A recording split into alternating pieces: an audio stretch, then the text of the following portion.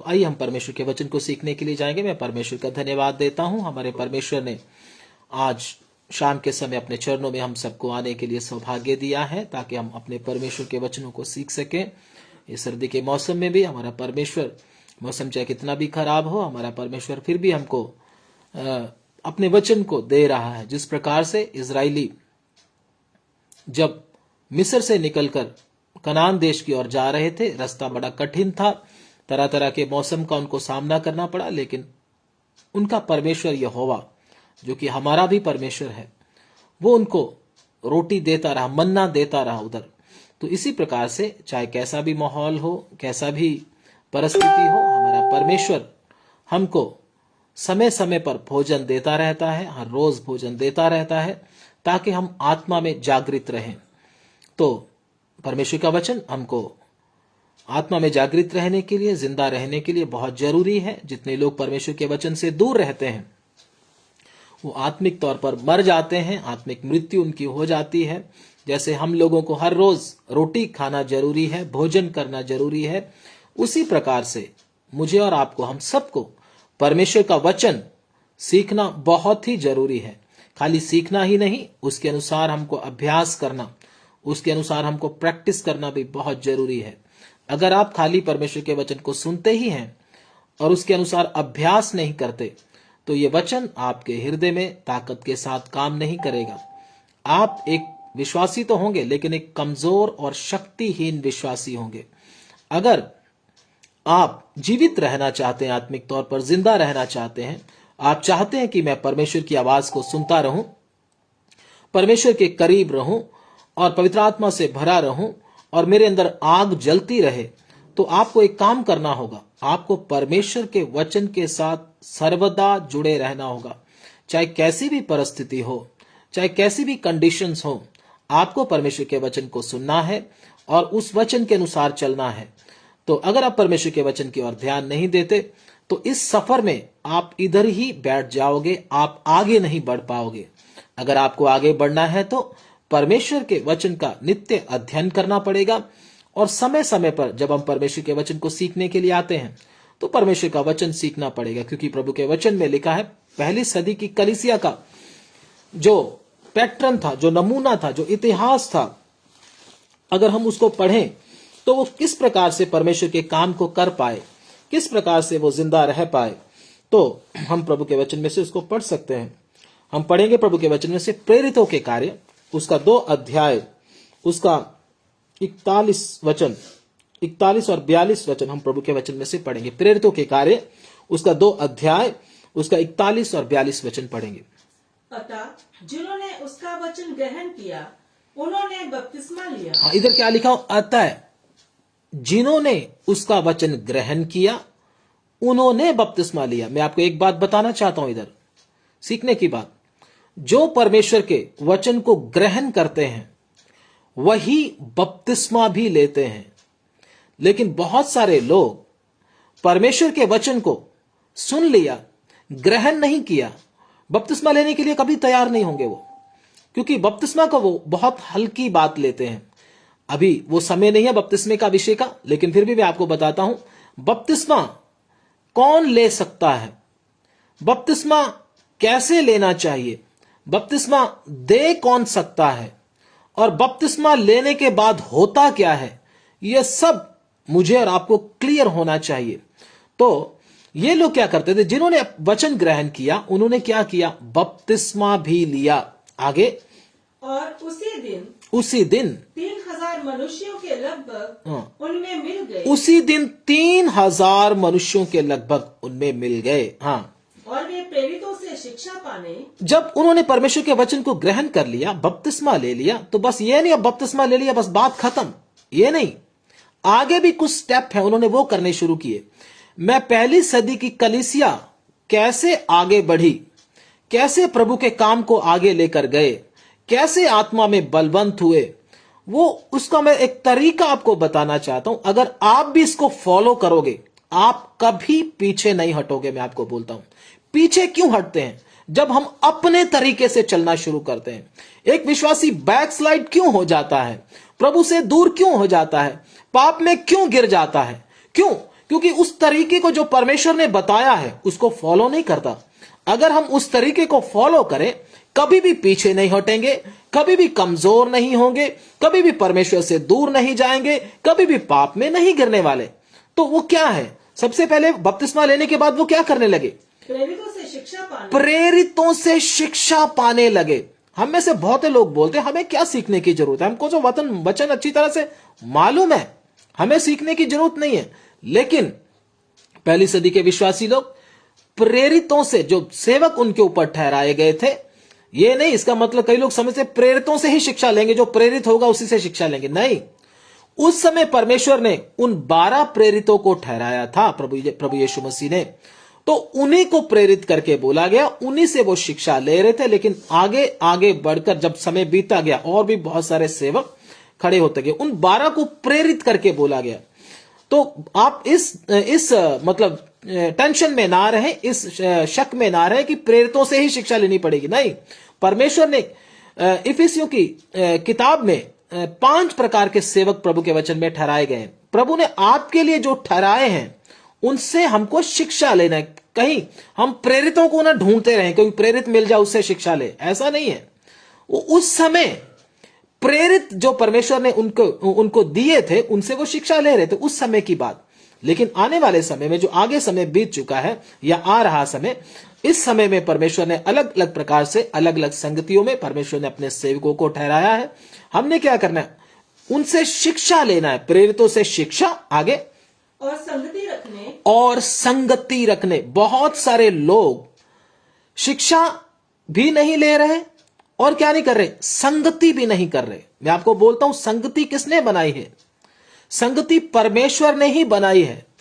क्योंकि हर एक मनुष्य संगति करने से एक दूसरे को क्या करता है? उठाता है। एक दूसरे को क्या करता है? हौसला देता है। एक दूसरे को क्या देता है? तसल्ली देता है। संगति में आकर ही आप आत्मा में क्या होते हो? बलवंत होते हो। उधर ही आपको आत्मिक भोजन मिलता है, उधर ही आप एक दूसरे के साथ, उस अंगों के साथ जुड़ते हो। अगर आप बोलोगे मैं तो अकेला ही प्रार्थना करता रहूंगा, मैं तो किसी संगति से नहीं जुड़ूंगा, कोई ठीक नहीं है, मैं तो अकेला ही प्रभु के साथ संबंध रखूंगा, तो प्रभु यीशु मसीह ने जो अपनी देह अर्थात कलीसिया को बनाया है, इसका मतलब हम उसकी देह के अंग नहीं है। हर शरीर का एक एक अंग देह के साथ जुड़ा हुआ है, कोई दूर नहीं है। अगर दूर है तो वो क्या नहीं होगा? उन्नति नहीं पाएगा, उसकी तरक्की नहीं होगी। जैसे मेरे हाथ में 5 उंगलियां हैं, इस उंगली को अगर काट के टेबल पे रख दिया जाए तो क्या ये सुरक्षित रहेगा? ये चलता रहेगा? ये जीवित रहेगा? कभी नहीं रहेगा। काट दिया तो ये मृत हो जाएगा। तो इसी प्रकार से हर विश्वासी को कलीसिया के साथ जुड़ के रहना, संगति करना बहुत जरूरी है, अन्यथा वो आत्मा में मर जाएगा। बहुत सारे लोग जो ज्यादा ज्ञानी हैं, जो ज्यादा अपने आप को ज्ञानवान समझते हैं, वो अपने आप को ही अच्छा समझकर कलीसिया को गलत समझकर घर में बैठ गए। वो बोलते हम तो घर में ही करेंगे जी, हम कोई संगति नहीं करेंगे। तो ऐसे लोग आत्मा में मर जाते हैं। शैतान बहुत चतुर है, तो वो प्रेरितों से शिक्षा पाते थे और संगति बराबर करते थे। आगे पढ़िए। और रोटी तोड़ने और प्रार्थना करने में लौलीन, प्रभु भोज भी लेते थे। और नंबर 4, प्रार्थना करने में लौलीन रहते थे, प्रार्थना करने में लगे रहते थे। अगर आपका जीवन प्रार्थना का जीवन नहीं है तो आप एक मृत विश्वासी हो। परमेश्वर के चरणों में बैठकर हमको आराधना, प्रार्थना करना बहुत ही जरूरी है। अगर हम प्रार्थना आराधना भी नहीं करते तो भी हम मृत अवस्था में हो जाते हैं। प्रार्थना एक श्वास की तरह है, जैसे हम सांस लेते हैं। तो अगर हम सांस लेना बंद कर दें तो क्या हम जिंदा रहेंगे? नहीं रहेंगे। इसी प्रकार से एक विश्वासी भी जब प्रार्थना करना बंद कर देता है तो वो आत्मा में क्या हो जाता है? मर जाता है। तो परमेश्वर मुर्दों का नहीं है, परमेश्वर जीवतों का है। तो वो क्या करते थे? प्रेरितों से शिक्षा पाने, संगति रखने, रोटी तोड़ने और प्रार्थना में लीन रहे, लगे रहे प्रार्थना में। तो इस प्रकार से ये पहली सदी की कलीसिया का नमूना है। मुझे और आपको भी इस नमूने के अनुसार ही क्या करना है? चलना है। तो जो इस नमूने के अनुसार नहीं चलते, अपनी ही मर्जी करते हैं, उन लोगों को बहुत ही धोखा होगा, बहुत ही धोखे में पड़ेंगे। प्रभु के वचन में से हम पढ़ेंगे, प्रभु के वचन में से पढ़िए। धन्यवाद। तो पढ़ेंगे मत्ती रचित सुसमाचार, निकालेंगे प्रभु के वचन में से। आज के वचन मनन के लिए हम जाएंगे मत्ती रचित सुसमाचार, उसका 24 अध्याय, उसका 4 वचन। मैथ्यू चैप्टर 24 वर्स 4, मत्ती रचित सुसमाचार 24 अध्याय, उसका 4 वचन। जब वह जैतून पहाड़ पर बैठा था, 24 अध्याय और उसका 4 वचन। यीशु ने उसको उत्तर दिया, सावधान रहो, कोई तुम्हें ना भरमाने पाए। बस, तो इधर प्रभु के वचन में क्या लिखा है? सावधान रहो। सावधान कब बोलते हैं? जब खतरा होता है। सड़क टूटी हो, सड़क का काम चल रहा हो, तो एक बोर्ड लगा देते हैं कि सावधान। या फिर ट्रांसफार्मर लगा हो, ट्रांसफार्मर के पास भी एक बोर्ड लगा होता है, उसके ऊपर खतरे का निशान बना हो, तो उधर लिखा होता है सावधान। कोई ऐसा काम चल रहा हो जिस पे खतरा हो, तो उधर लिखा होता है सावधान। इधर भी सावधान लिखा हुआ है। सावधान क्यों लिखा? क्योंकि इधर लिखा हुआ सावधान। यीशु ने उसको उत्तर दिया, सावधान रहो, कोई तुम्हें भरमाने ना पाए। भरमाने का मतलब धोखा ना देने पाए। क्योंकि प्रभु का वचन कहता है आखिरी समय में, जबकि हम भी आखिरी समय में आए हुए हैं, पहुंचे हुए हैं, तो आखिरी समय में सबसे बड़ी चीज क्या होगी? सबसे बड़ी चीज, भूकंप वगैरह ये बाद की बातें हैं, बाकी बातें बाद में हैं। सबसे पहले क्या है? सबसे पहले धोखा होगा। प्रभु का वचन कहता है सबसे बड़ी बात होगी धोखा, डिसेप्शन होगा। प्रभु का वचन कहता है, दोबारा पढ़ दीजिए उस वचन को। यीशु ने उनको उत्तर दिया, यीशु ने उसको उत्तर दिया, सावधान रहो, सावधान रहो, कोई तुम्हें ना भरमाने पाए। कोई तुम्हें ना भरमाने पाए। क्योंकि बहुत से ऐसे होंगे जी, जो मेरे नाम से आकर कहेंगे, जी, मैं मसीह हूँ, मैं मसीह हूं। बहुत से आकर क्या कहेंगे? मसीह हूं। धोखा खाएंगे लोग। क्यों खाएंगे धोखा? क्योंकि बहुत सारे लोग अंतिम समय में क्या बोलेंगे? मैं मसीह हूं। मसीह का मतलब क्या होता है? मसा किया हुआ, मसा किया हुआ, अभिषिक्त। तो बहुत सारे लोग जब ऐसा बोलेंगे, जिनको वचन मालूम नहीं, जिनके साथ परमेश्वर का सही संबंध नहीं, वो लोग क्या खाएंगे? धोखा खाएंगे। क्यों? क्योंकि बहुत सारे लोग अपने आप को क्या बोलेंगे? मैं अभिषिक्त हूं, मैं परमेश्वर का चुना हुआ हूं, परमेश्वर ने मुझे अपना काम करने के लिए भेजा है। बहुत सारे ऐसा होंगे। दोबारा इसको पढ़े। क्योंकि बहुत से ऐसे होंगे, बहुत से ऐसे होंगे जो मेरे नाम से आकर कहेंगे, मेरे नाम से आकर कहेंगे, मैं मसीह हूँ, मैं मसीह हूं। मतलब मैं अभिषिक्त हूं। मसीह का मतलब मसाया, मसा किया हुआ। तो इन बातों से लोग क्या खा जाएंगे? धोखा खाएंगे। क्यों? अपने आप को मसा किया हुआ साबित करने के लिए, अपने आप को अभिषिक्त साबित करने के लिए वो क्या करेंगे? Sign and wonders. क्या करेंगे? Sign and wonders. बोलने का मतलब चमत्कार करेंगे, अद्भुत काम करेंगे, चिन्ह दिखाएंगे। उससे बहुत सारे लोगों को क्या हो जाएगा? धोखा हो जाएगा। थोड़े से लोगों को नहीं, बहुत लोगों को क्या हो जाएगा? धोखा हो जाएगा। वो धोखा क्यों हो जाएगा? क्योंकि वो साइन एंड वंडर्स उनके सामने करेंगे, चिन्ह और चमत्कार उनके सामने करेंगे। जिनको वचन मालूम नहीं, जिन्होंने वचन अच्छी तरह से सीखा नहीं, जो किसी के अधीन में रहकर काम नहीं करते, वो इस धोखे में फंस जाएंगे। मैं आपको बोलता हूं, प्रभु का वचन कहता है साइन एंड वंडर्स में कौन फंसेगा? जो परमेश्वर ने सिस्टम बनाया है, उस सिस्टम के अनुसार जो नहीं चलते, वो इसमें फंस जाएंगे। क्योंकि बहुत सारे लोग आकर बोलेंगे मैं कौन हूं? मसीह हूं। मत्ती 7 अध्याय उसका 15 वचन पढ़ेंगे, 15 से लेकर 20 तक पढ़ेंगे। मत्ती 7 अध्याय उसका 15 से 20। Matthew chapter 7 verse 15 to 20। झूठे भविष्यद्वक्ताओं से सावधान रहो, झूठे भविष्यद्वक्ताओं से सावधान रहो। जो भेड़ों के भेष में तुम्हारे पास आते हैं, जी परंतु अंतर में वे फाड़ने वाले भेड़िए हैं। जी उनके फलों से तुम उन्हें पहचान लोगे। जी, प्रभु का वचन क्या कहता है? उनके फलों से उनको तुम क्या कर लोगे? पहचान लोगे। हाँ क्या लोग झाड़ियों से अंगूर और ऊंट कटारों से अंजीर तोड़ते हैं? जी इसी प्रकार हर एक अच्छा पेड़ अच्छा फल लाता है जी और निकम्मा पेड़ बुरा फल लाता है। जी, साइन एंड वंडर से अगर आप उनको देखोगे तो आप धोखा खा जाओगे। लेकिन कैसे उनको पहचाना जा सकता है? परमेश्वर का वचन कहता है पेड़ अपने फलों से पहचाना जाएगा। कभी भी आप किसी अभिषिक्त को उसके सामर्थ्य के कामों से, उसके चंगा करने की ताकत से पहचान नहीं सकते, धोखा हो जाएगा। अगर पहचानना है तो उसके फलों से आप उसको क्या कर सकते हो? पहचान सकते हो। प्रभु का वचन कहता कोई भी अच्छा पेड़ बुरा फल लेकर नहीं आ सकता, ना कोई बुरा पेड़ अच्छा फल लेके आ सकता है। तो क्या होगा? कैसे मालूम होगा? उनके फलों से पहचान लोगे। कौन, किसको हम बोल सकते हैं कि वो सही है? इसको नोट करेंगे हम लोग। किनको बोला जा सकता है?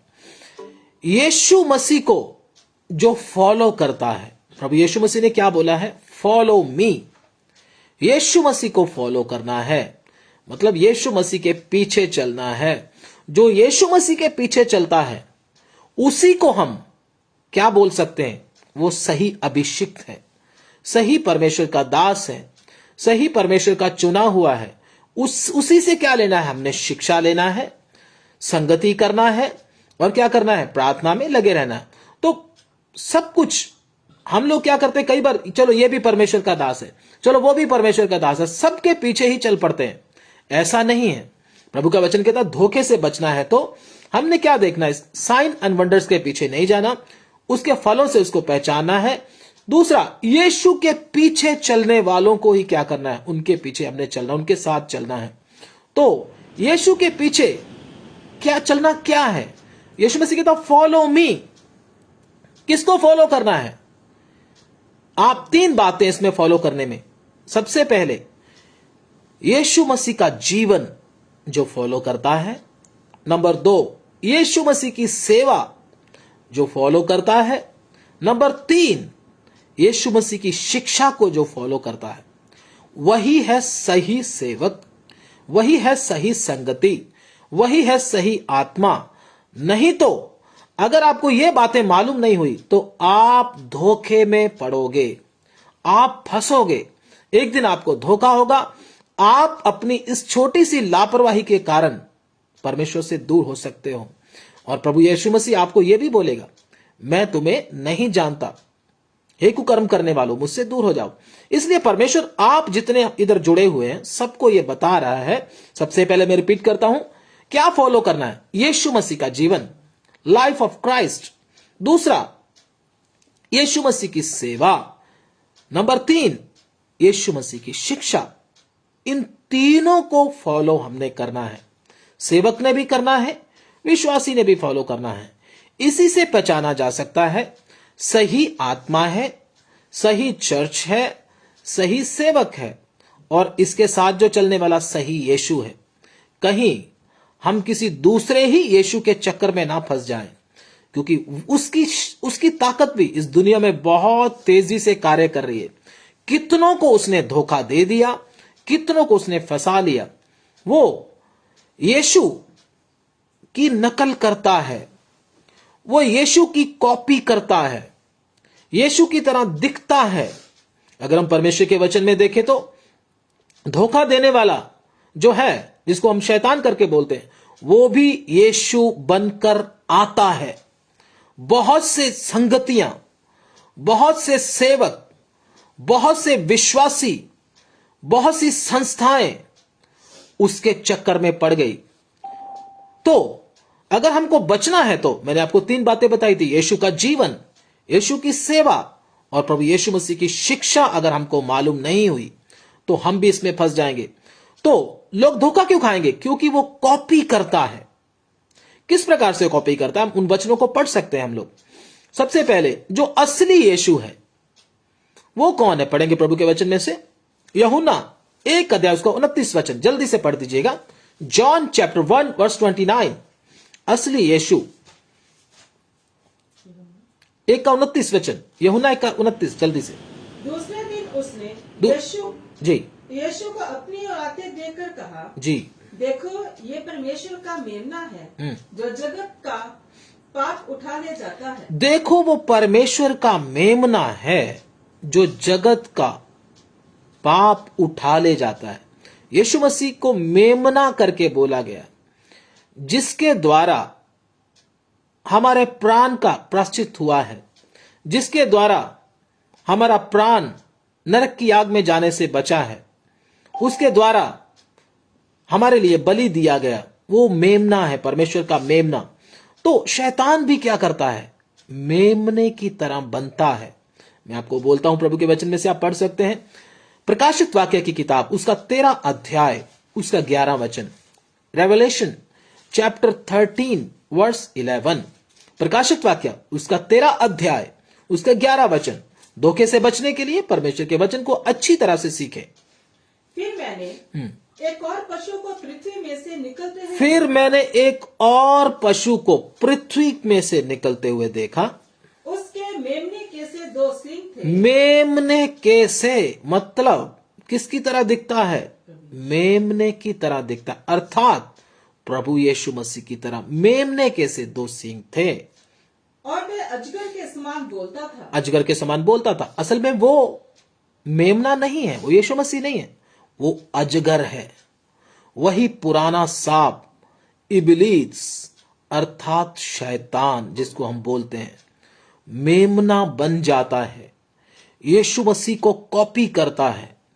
जिनको अच्छी तरह से वचन मालूम नहीं वो उसके चक्कर में फंस जाते हैं। मैंने और आपने आज ये देखना है, कहीं मैं भी उसके चक्कर में फंस तो नहीं गया, तो चेक करना मैंने अपने आप को। तो दूसरा चालाकी वो क्या करता है, पढ़ेंगे प्रभु के वचन में से, ये शैतान किस प्रकार से चालाकी करता है। यीशु मसीह जिस प्रकार से अद्भुत काम किया उसको पढ़ने की जरूरत नहीं है, आप सब जानते हैं। यीशु मसीह ने मुर्दों को जिंदा किया, कोढ़ियों को शुद्ध किया, दुष्ट आत्माओं को निकाला। प्रभु यीशु मसीह ने भी क्या किए, बहुत सारे चिन्ह और अद्भुत काम किए हैं। प्रभु के वचन में देखते हैं तो ये भी अद्भुत काम करता है। प्रभु के वचन में पढ़ सकते हैं आप लोग, प्रकाशित वाक्य उसका 16 अध्याय उसका 12 वचन, रेवलेशन चैप्टर 16 वर्स 12। छठवें स्वर्गदूत ने अपना कटोरा जी। महानदी फरात पर उंडेल दिया जी और उसका पानी सूख गया कि पूर्व दिशा के राजाओं के लिए मार्ग तैयार हो जाए। प्रकाशित वाक्य उसका 16 अध्याय और उसके कितना वचन पढ़ रहे हैं, 13 वचन पढ़ दीजिए। फिर मैंने उस अजगर के मुंह से और उस पशु के मुंह से उस पशु के मुख से और उस झूठे भविष्यद्वक्ता के मुंह से जी 3 अशुद्ध आत्मा को मेंढकों के रूप में निकलते देखा। मेंढकों के रूप में 3 अशुद्ध आत्माओं मतलब दुष्ट आत्माओं को उसके मुख से निकलते हुए देखा। ये क्या करती हैं दुष्ट आत्माएं, ये चिन्ह दिखाने वाली दुष्ट आत्माएं हैं। ये चिन्ह दिखाने वाली, चमत्कार करने वाली दुष्ट आत्माएं हैं, जो सारे संसार के राजाओं के पास निकलकर बस। तो चमत्कार करने वाली दुष्ट आत्माएं हैं जो लोगों को क्या करती हैं, धोखा देती हैं। किसके मुख से निकल रही हैं, उस अजगर से, उस शैतान के अंदर से निकलकर लोगों को धोखा देती हैं। जो परमेश्वर के वचन के अधीन नहीं है, जो परमेश्वर के सेवकों के अधीन में रहकर नहीं चलते, अपनी ही मर्जी से जीवन जीते हैं, उनको ये क्या कर लेती हैं, भरमा लेती हैं। अपनी ही मर्जी से चलना चाहते हैं, वचन को फॉलो नहीं करना चाहते, उनको क्या करती हैं, अपने अधीन में कर लेती हैं। ये दुष्ट आत्माएं हैं जो चमत्कार और चिन्ह करती हैं। तो आज बहुत से ऐसे संगतियों में, बहुत से सेवकों के साथ, बहुत सी कलीसियाओं में यही काम कर रही हैं, यही काम कर रही है। मालूम कैसे होगा, ये भी हम देख लेते हैं। मालूम कैसे होगा, मैंने आपको बताया था कि सबसे पहले क्या होता है? प्रभु यीशु मसीह के जीवन को फॉलो करने का मतलब क्या होता है? यीशु मसीह का जीवन, दूसरा यीशु मसीह की सेवा और यीशु मसीह की शिक्षा। अगर यह नहीं हो रहा तो सच ही आप समझ लेना उधर वही आत्मा काम कर रहा है। बीमार चाहे कितने भी चंगे हो जाएं, कोई बड़ी बात नहीं है, लेकिन मैंने आपको बता दिया, याद रखना, शैतान भी यीशु का रूप लेकर, यीशु बनकर आकर लोगों को, कलीसियाओं को आज धोखा दे रहा है। तो पढ़ लें वो यीशु का जीवन, पढ़ेंगे प्रभु के वचन में से, उसको चेक करके देखना है ध्यान से। जिस संगति में मैं जाता हूं, जिधर से मैं वचन सुनता हूं, क्या वो सेवक इस वचन के अनुसार है?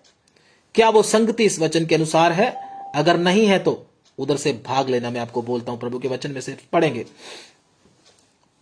मत्ती रचित सुसमाचार, उसका 8 अध्याय, उसका 20 वचन। यीशु का जीवन, जल्दी से, यीशु का जीवन सबसे हमने देखना, सबसे पहले देखना यीशु का जीवन मुझ में है, जिस संगति में मैं जाता हूं उसमें है, जो सेवक है उसके अंदर है। ये चेक करना है। खाली सेवक कोई चेक नहीं करते रहना, मैंने अपने आप को भी देखना है, मेरा ऐसा जीवन है या नहीं।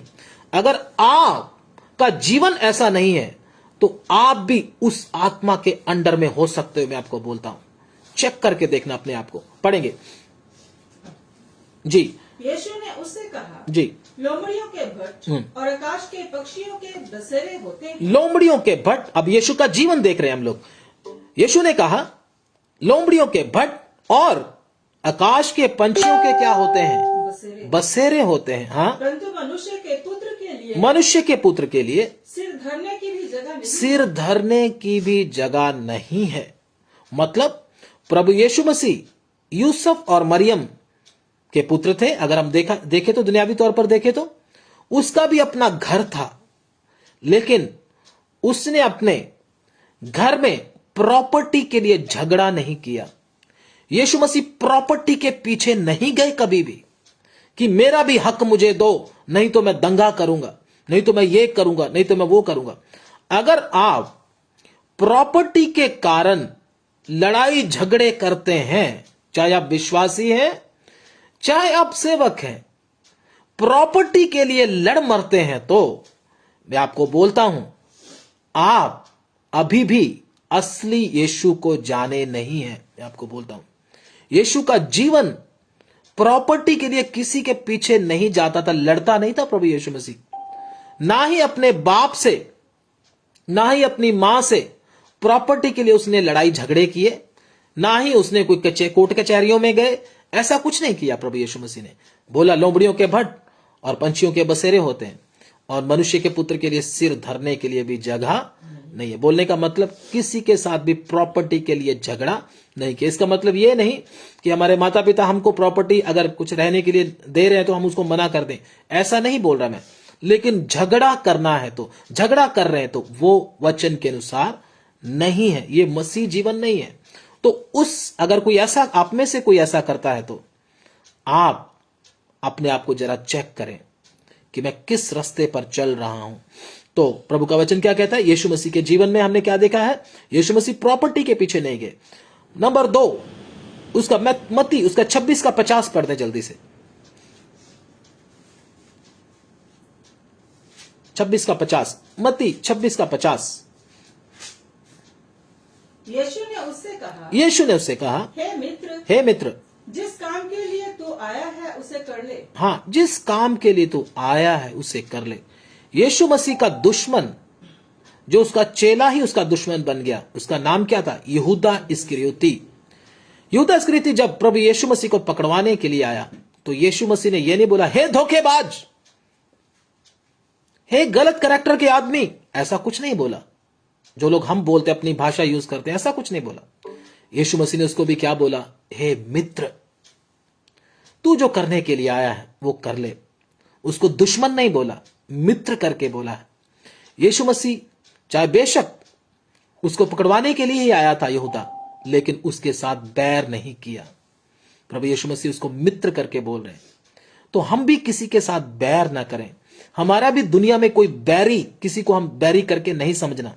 अगर हमारा कोई बैरी वैसे बन रहा तो अलग बात है, लेकिन हमने किसी के साथ बैर नहीं पालना और ना ही दुश्मनी किसी के साथ पालना है। हमने सबको क्या करना है? प्रेम करना है। सबके साथ क्या करना है?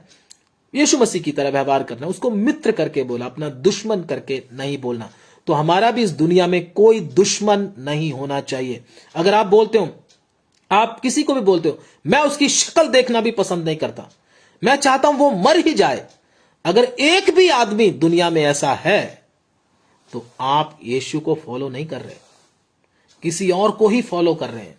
चाहे आप सेवक हैं, चाहे आप विश्वासी हैं, दुनिया में एक भी आदमी ऐसा नहीं होना चाहिए जिसको आप बोले ये मर ही जाए तो अच्छा है, इसका एक्सीडेंट हो जाए तो अच्छा है, मैं इसकी शक्ल भी देखना नहीं चाहता। तो आप सही मार्ग पर नहीं चल रहे। मैं आपको बोलता हूं, एक भी आदमी, आपकी पत्नी, वो आपकी पत्नी हो सकती है, वो आपका भाई हो सकता है, वो आपका दोस्त हो सकता है, वो आपका पड़ोसी हो सकता है, कोई भी हो सकता है, ऐसा कोई ना हो। मैं आपको बोलता हूं, अगर ऐसा कर रहे हो तो आपके आत्मा के ऊपर शक है। मैं आपको बोलता हूं, मुझे और आपको क्या करना है?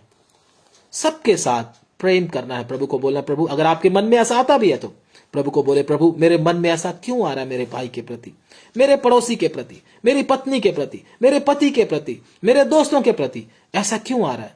इसको आप निकाल दीजिए, तभी आप बच सकते हैं। तो यीशु मसीह के जीवन में हमने क्या देखा है? यीशु मसीह ने क्या किया? किसी के साथ बैर भी नहीं किया। लूका 23:34 जल्दी से पढ़े। 23:34 लूका 23 अध्याय उसका 34 वचन, जल्दी से।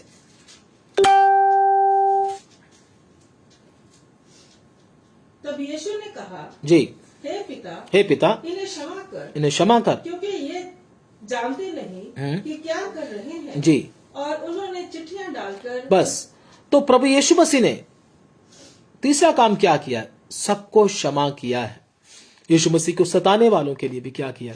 प्रभु ने किसी का विरोध नहीं किया, किसी को श्राप नहीं दिया।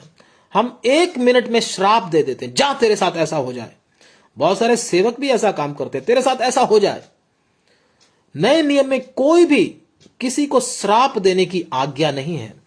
बहुत सारे सेवक, अगर विश्वासी उसकी आराधना में नहीं आया, प्रार्थना में नहीं आया, संगति में नहीं आया, तो उसको श्राप दे देते हैं, जा तेरा ऐसा हो जाएगा, जा तेरा नुकसान हो जाएगा, जा तेरा ये हो जाएगा, वो हो जाएगा। मैं बोलता हूं, क्या आप सही आत्मा के हो?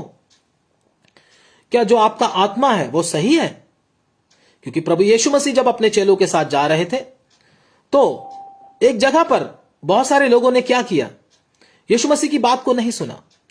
तो चेले बोलते, प्रभु आज्ञा दे कि इनके ऊपर आग गिरा दें। तो यीशु मसीह ने क्या बोला? क्या तुम नहीं जानते तुम कौन सी आत्मा के हो? तो अगर हम भी लोगों को श्राप देते हैं छोटी छोटी बात के ऊपर, तो कौन सा आत्मा हमारे अंदर है? जब गुस्सा चढ़ गया तो फिर देखते नहीं है, फिर तो पता नहीं क्या क्या बोल देते, तुम्हारा क्या हो जाए, तुम्हारा ये हो जाए, बहुत कुछ बोलते हैं। तो क्या श्राप देना सही आत्मा का काम है? सही आत्मा अगर आपके अंदर है तो आप किसी को श्राप नहीं दोगे। चाहे आप विश्वासी हो, चाहे आप सेवक हो, सबके लिए आशीष ही मांगोगे। अगर आपके जीवन में ऐसा है, गुस्सा आते समय आप श्राप देने लगते हैं, तो आपको प्रभु के चरणों में बैठकर ठीक होने की जरूरत है। कहीं आप किसी और ही यीशु के चक्कर में तो नहीं फंस गए, यह ध्यान से देखना है। नंबर 2, अब हम देखेंगे प्रभु के वचन में से यीशु की सेवा।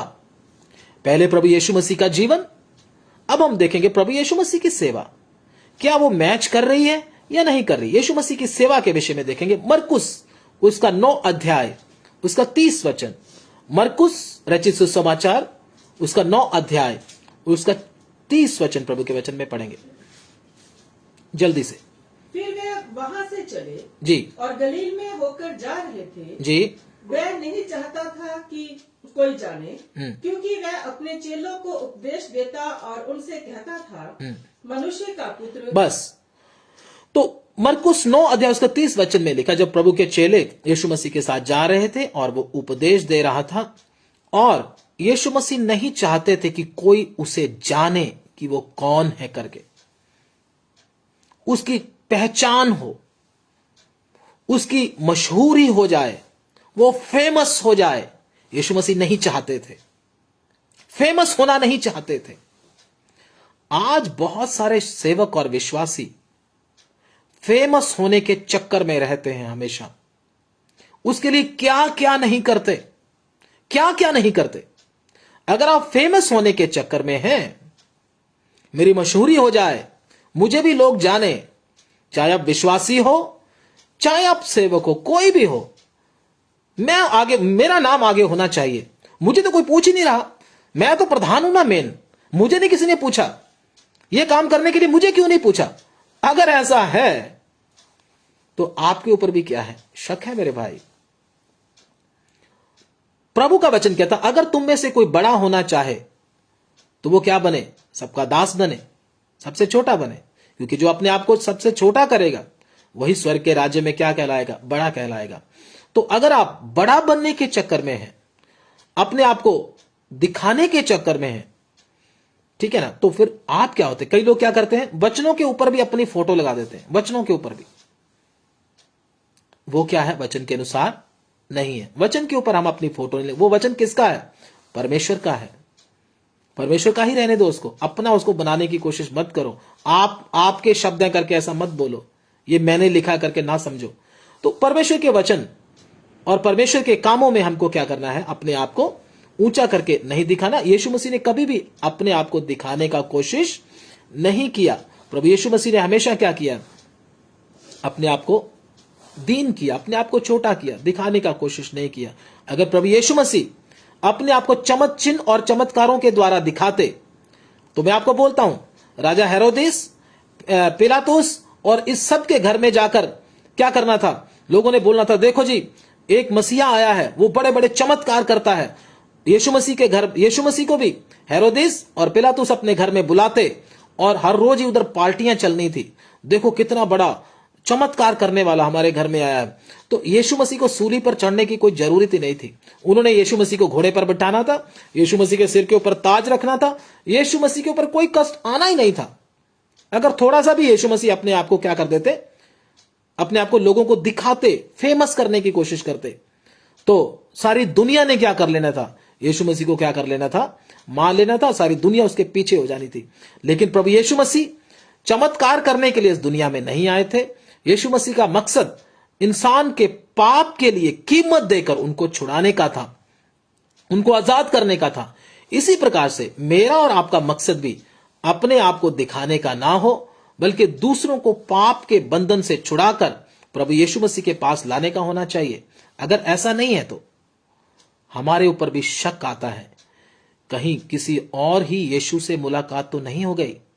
आगे उस वचन को पढ़ दीजिएगा, यीशु मसीह की सेवा के विषय में, मरकुस 1:44, जल्दी से। मरकुस 1:44, समय कम है, उसको विषय को जल्दी से हमने समाप्त करना है। मरकुस 1:44।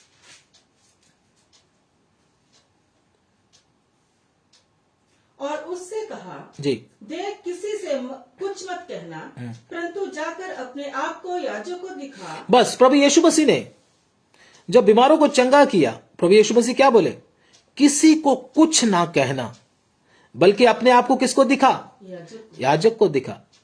याजक को दिखाने का मतलब, जो कोढ़ी लोग होते थे जब याजक को दिखाते थे, याजक उनको फिट घोषित करता था, फिर ही वो समाज में आ पाते थे, फिर ही परमेश्वर के भवन में आ पाते थे।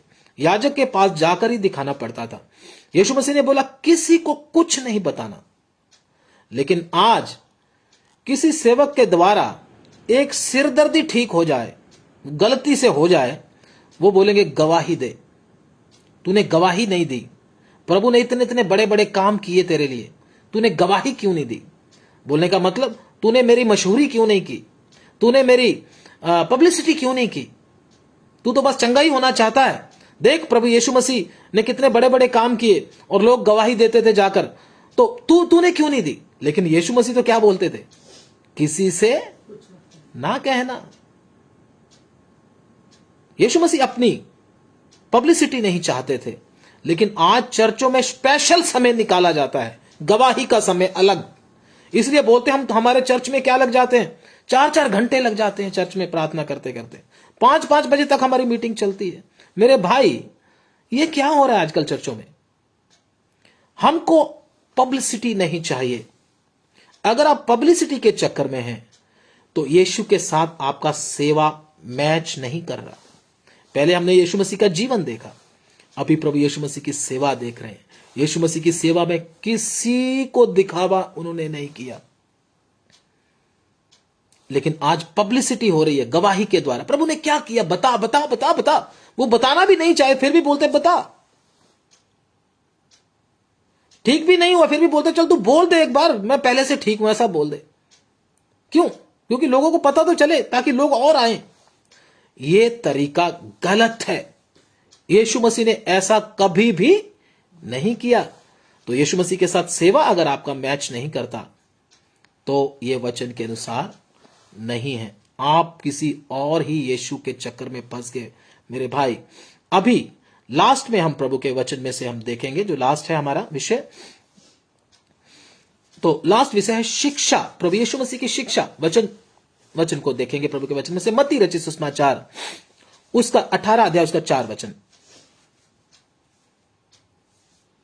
जो कोई अपने आप को इस बालक के समान छोटा करेगा वह स्वर्ग के राज्य में बड़ा होगा।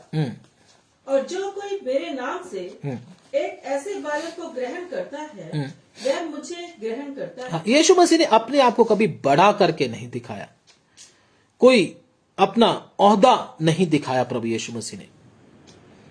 जैसे डेजिग्नेशन अपनी, जैसे आजकल चर्चों में क्या होता है, सेवक लोग क्या बोलते हैं, मुझे रेवरेंट करके बोलना है, मैं रेवरेंट हूं।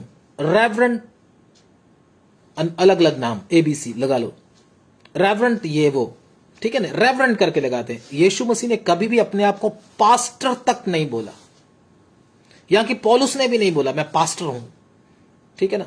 अपने आप को क्या किया, अपने आप को दीन किया। प्रभु यीशु मसीह ने तो कभी बोला ही नहीं है। तो जो सबसे बड़ा है उसने कभी नहीं बोला। तो ये क्या करते हैं, कोई बोलता मुझे रेवरेंट करके बोलो, अगर रेवरेंट नहीं बोला तो गुस्से हो जाते हैं महाराज। कोई बोलता मैं प्रॉफिट हूं, पता नहीं कौन सा प्रॉफिट है, ये नहीं मालूम, ये वाला प्रॉफिट है या दूसरे वाला प्रॉफिट है, ये तो बाद में काम से ही पता चलता है। तो बोलता मुझे प्रॉफिट, मेरे आगे प्रॉफिट लिखो, प्रॉफिट फलाना। तो ये क्या है, यीशु मसीह की तरह नहीं है। यीशु मसीह की शिक्षा ये नहीं है। यीशु मसीह ने तो अपने आप को दीन करने के लिए, हमको अपने आप को सबसे नीचे करने के लिए, सबका भाई करके बोलने के लिए बोला है, ठीक है ना।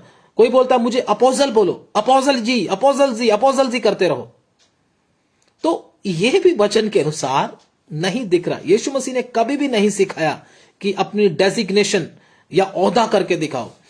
असल में ये जो इफिसियों में जो लिखे गए हैं, किसी को प्रेरित, किसी को भविष्यवक्ता, किसी को सुसमाचार सुनाने वाले, ये डेजिग्नेशन नहीं है, ये सेवा है। ध्यान से सुन लेना, ये कोई डेजिग्नेशन नहीं है, ये सेवा है। ये हम अपने साथ लगा नहीं सकते, मैं ये हूं, मैं वो हूं, मैं वो हूं। नो, अगर हम ऐसा लगाकर चलते हैं तो हम क्या कर रहे हैं, यीशु मसीह की शिक्षा को फॉलो नहीं कर रहे, तो ये वचन के अनुसार नहीं है। दूसरा, मत्ती रचित सुसमाचार उसका 23 का 8,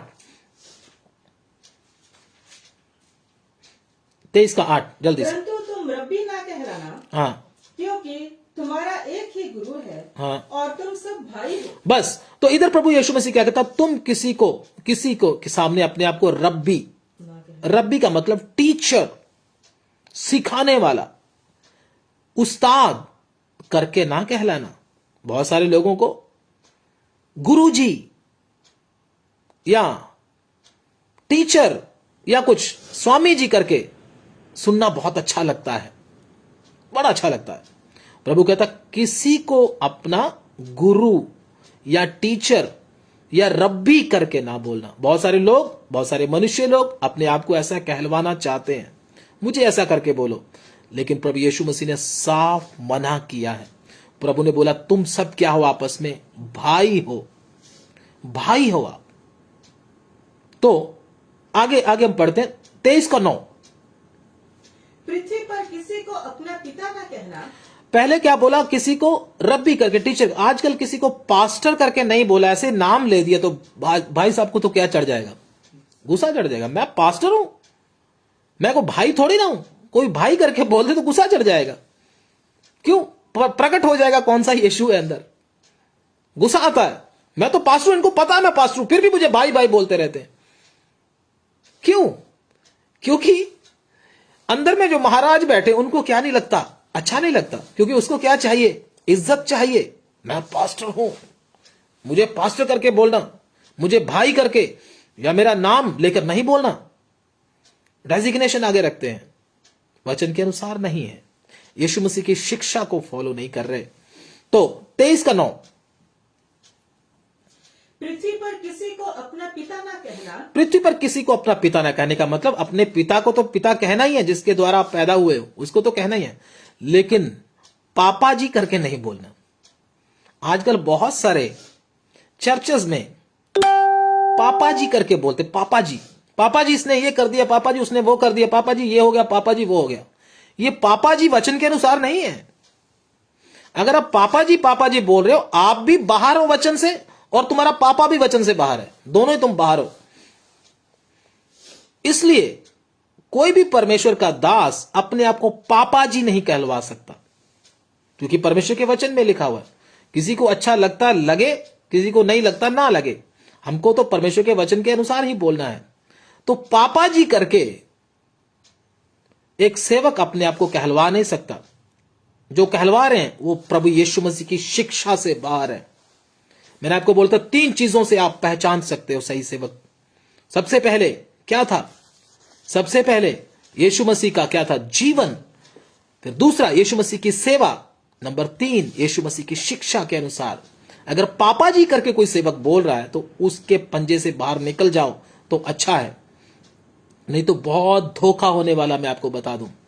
तो ऐसा लोग बहुत बोलते हैं। तो एक वचन पढ़ते हैं, नीति वचन की किताब 14 अध्याय उसका 12 वचन। यीशु मसीह की शिक्षा में लास्ट बात क्या है उसको पढ़कर हम आगे फिर प्रार्थना में जाएंगे। नीति वचन उसका 14 अध्याय उसका 12, उसके बाद मत्ती 7 का 13 पढ़ेंगे, उसके बाद समाप्त जल्दी से जी।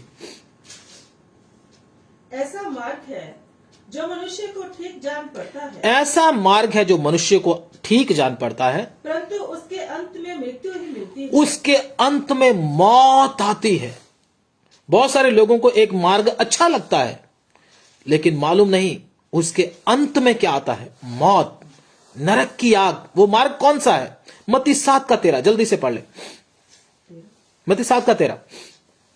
सकेत फाटक से प्रवेश करो, सकेत फाटक से प्रवेश करो, क्योंकि चौड़ा है वह फाटक, चौड़ा है वह फाटक, और सरल है वह मार्ग, सरल है वह मार्ग जो विनाश को पहुंचाता जो है, विनाश को पहुंचाता है। आगे, और बहुत से हैं जो उससे प्रवेश करते हैं। बहुत से उसमें जाते हैं, उस मार्ग से बहुत जाते हैं, एक नहीं बहुत, भीड़ों की भीड़ उस मार्ग में जाती है। वो मार्ग देखने में क्या लगता है? अच्छा लगता है, लेकिन भीड़ों की भीड़ उस मार्ग में से जाती है और नष्ट हो जाती है, परमेश्वर का वचन कहता है।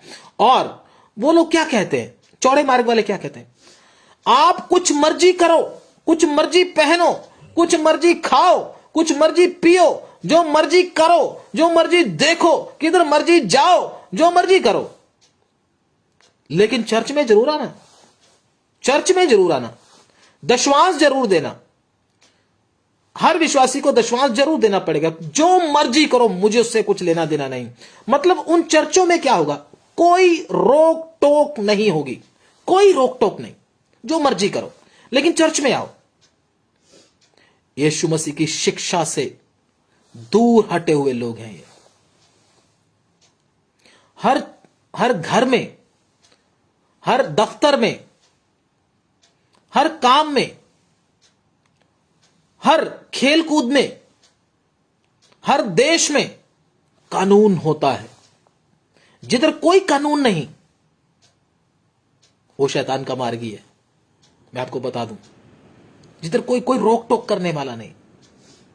अगर आपको एक ऐसा डॉक्टर मिले कि आप हर रोज दवाई खाओ, अगर आप दवाई नहीं खाओगे तो मर जाओगे, तो और दूसरा डॉक्टर बोले दवाई खाओ चाहे ना खाओ कोई बात नहीं, आप मुझे फीस दे जाया करो, बस इतना ही बहुत है मेरे लिए, तुम ठीक रहोगे, कोई बात नहीं, तुम्हें कुछ नहीं होता। कौन सा डॉक्टर सही है? जो आपको समय पर दवाई लेने के लिए बोल रहा है वो डॉक्टर सही है, या बोलता मुझे फीस दे दिया करो कोई बात नहीं, तुम ठीक रहोगे, या वो सही है? आप समझदार हो, आप खुद ही देख सकते हो। इसलिए मुझे और आपको देखना है, क्या मैं सही मार्ग पर चल रहा हूं कि नहीं, क्या मैं सही संगति में हूं कि नहीं, क्या मैं सही विश्वासी हूं कि नहीं, क्या मैं सही सेवक के साथ संगति कर रहा हूं कि नहीं कर रहा, ये आपने देखना है। परमेश्वर ने हमारे सामने सब बातों को खोल कर दे दिया है। बहुत सी बातें और भी हैं, वचन और भी है, लेकिन इतना हमारे लिए आज काफी है। मैंने आपने चेक करना है, कहीं मैं नाश की ओर तो नहीं जा रहा। मैंने क्या करना है, यीशु मसीह के जीवन को फॉलो करना है, यीशु मसीह की सेवा को फॉलो करना है, यीशु मसीह की शिक्षा को फॉलो करना है। अगर कोई नहीं करता, वो उस यीशु के अधीन में है जो यीशु बनकर लोगों को धोखा देता है, चमत्कार भी करता है, साइन एंड वंडर्स करता है। इस धोखे में आप ना जाएं। जो यीशु की जीवन को फॉलो नहीं करता, जो यीशु की सेवा को फॉलो नहीं करता, जो यीशु की शिक्षा को फॉलो नहीं करता, वो अनदर जीसस के अंडर में है, दूसरे यीशु के अंडर में है, अर्थात शैतान के अंडर में है। इस बात को आप अच्छी तरह से जान ले। मैंने प्रभु ने जो मुझे दिया, मैंने आपके सामने खोल कर रख दिया। अभी फैसला आपका है। आपने दूसरे यीशु के पीछे जाना है या असली यीशु के पीछे जाना है, जिसने आपके लिए जान दी है। आप सोचे इसके बारे में और प्रभु को बोले, प्रभु मुझे ज्ञान और प्रकाश दे, मुझे बुद्धि दे, ताकि मैं फंस ना जाऊं। प्रार्थना करें। हालेलुया, धन्यवाद। प्रभु के दास प्रार्थना करेंगे। Praise the Lord, hallelujah, hallelujah. आइए प्रार्थना करें। हालेलुया, धन्यवाद।